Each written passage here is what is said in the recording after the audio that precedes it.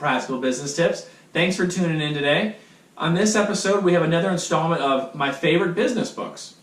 The business book that I'm going to be talking to you about today is Outliers, The Story of Success. It was written by Malcom Gladwell in 2008. Simply one of my favorite books and one of my favorite authors. Malcom Gladwell is incredible. Outliers specifically, if you look at most top business books, you'll find it often in the top 10 or top 15 best business books of all time.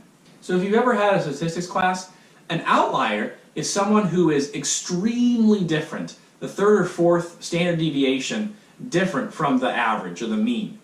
Now, in Outliers, specifically Malcom Gladwell looks at people that were extremely abnormally successful.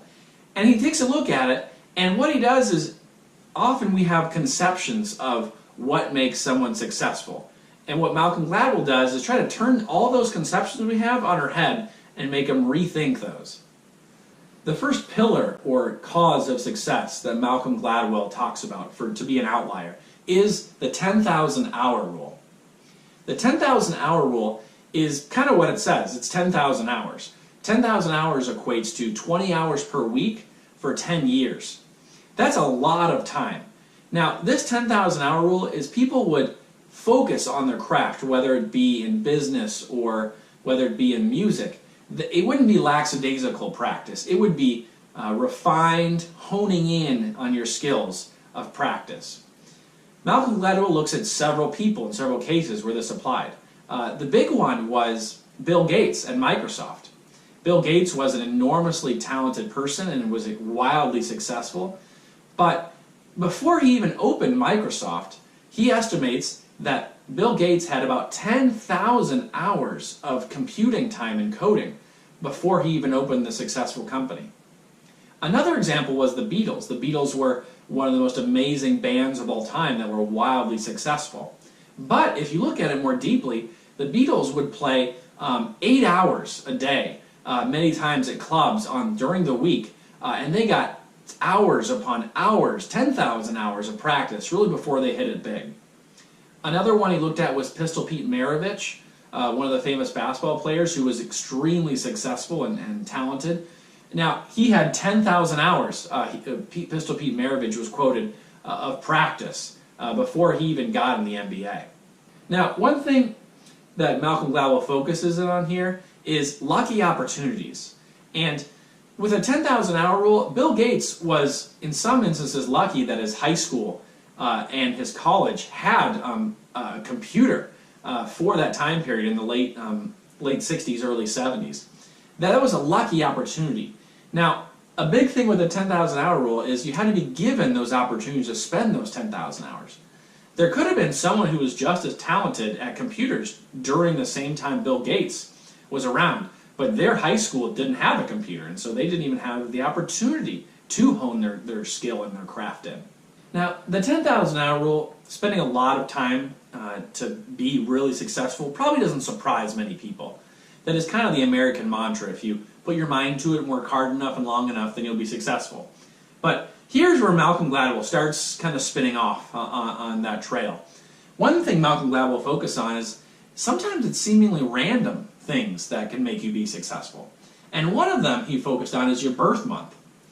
He looked at this case at many Canadian hockey players, and he found that the majority of the very successful hockey players on national teams had a very common birth month. The birth month was January and February. Statistically, he found that the majority of very successful hockey players in Canada were born at the beginning part of the year, the first quarter of the year. Now, why is that? What Malcom Gladwell found is that many of the hockey teams had a cutoff of December 31st. To be on like a 10 and under team, you had to be, the cutoff was December 31st to be on that team. What happened was, older players, if you were born January 1st versus someone who was born June 1st, you were 6 months older than that person and probably had 6 months, your body was more developed by 6 months and you became better. Gradually, over time, you may not think that's a big deal, but what happened was the people that were born early on January 1st, they got them put on the better teams and the better clubs and got more training and more practice. And after a while, they became very distinctly better than people who were 6 months younger than them. Malcom Gladwell also looked at an extremely successful lawyer named Joe Flom. Joe Flom was born in the mid-1920s in New York City to a Jewish family. When Joe Flom was graduated and got his law degree, he went to interview in the top law firms. At that time, many law firms discriminated against him because he was Jewish and wouldn't hire him.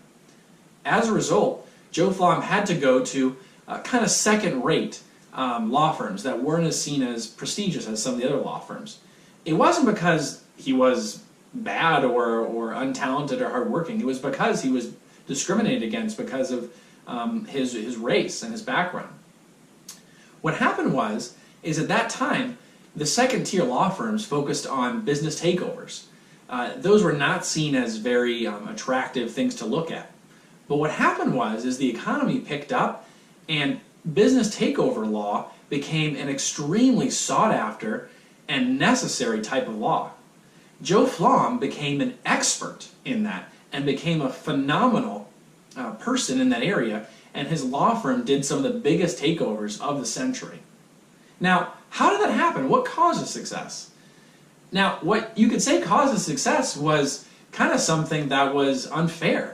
A big reason of his success because he was rejected from the top law firms at that time because of his background, which is kind of strange to think about.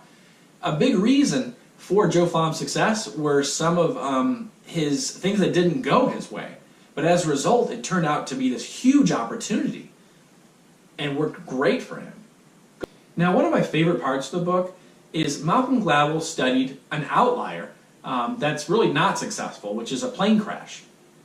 Plane crashes are extremely rare, but plane crashes do have some commonalities.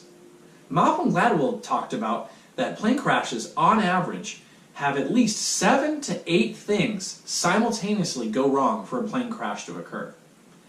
These are things like the weather is bad, the crew, the pilot and the co-pilot and the crew have worked together only once before or never before. The pilot is tired. They're flying into a new airport that they've never flown in before. It's at night. The weather is bad. I don't know if I said that already. There's a one faulty thing, not an engine board, kind of like a backup indicator or system goes wrong. It wasn't just 1 or 2 or 3 things that go wrong. It was 7 to 8. It was a lot of things in combination. Now, I found this section of the book to be extremely fascinating. As I was reading it, I was just thinking of how it's applied to business. In business, let's say you're in a field that you've been in a long time and you're really good at, and one day you mess up, or something happens and you mess up. I've found it's not usually one thing that's the cause of it, or 2 things. I've found it's usually a set or several things go wrong. You're busy working on something else. Something changes in your business. Someone quits and you have to focus on their work and learn something from them. There's a new accounting rule that comes out you have to focus on. There's a change in the business environment. You're focusing on all these things, and any one of them, if they were to occur, it probably wouldn't be a problem, or any 2 of them to occur. But all of them occurring at the same time drive and enable the situation to cause a problem for air. Whenever there's a plane crash, there's a committee that reviews the plane crash facts, and they try to determine what was the root cause that caused this crash. It's an analysis that's done looking backward. It's looking at the past and looking at what caused the problem, what caused the failure. This can be done in business too. If you looked at, hey, we had a key operational problem, what caused it, and why. I took a project risk management class at work, and one thing I learned in that class that I'll never forget is you should do failure and root cause analysis problems before the problem. Now, let's say you have a big project you're working on that is really high exposure, really important, and you're working on it and it's got a future due date to get it done. You should ask yourself, why working on the project? And say, hey, if this project were to fail, what would be the root causes of it? Why would the project fail? This helps you kind of get ahead of the issue. It helps you to be able to plan and mitigate the problems. Because then you can kind of think of, if the project were to fail that I'm working on, it would be caused by the budget. Didn't have enough money, or it was not enough time, or we didn't have enough people, didn't have enough resources, did not have anything what we needed.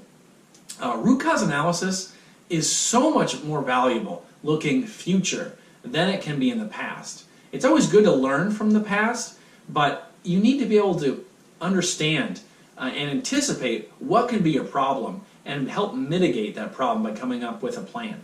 So in summary, I really enjoyed Outliers, and not because I actually agreed 100% with Malcom Gladwell. There's some things that I like, oh yeah, 10,000 hours, and I could buy into, but really Malcom Gladwell, I think his goal of this book is he's trying to make us think. He's trying to help us not just believe the common conceptions we have about success, but to challenge them and to think more critically and deeper about them. And I think that's really good. Even though I don't 100% agree with him on everything, I think that principle of challenging those kind of commonly held beliefs is a great practice to have and do. So thanks for watching. I hope you enjoyed this. I really enjoyed Outliers. I actually listened to an audiobook. That's why I don't have the physical copy here. Malcom Gladwell's got an amazing voice, so if you have a chance to listen to an audiobook, I would highly recommend it. Comment in the section below and like it, and let me know if you ever read the book and what your thoughts on the Outliers were. Thanks for watching.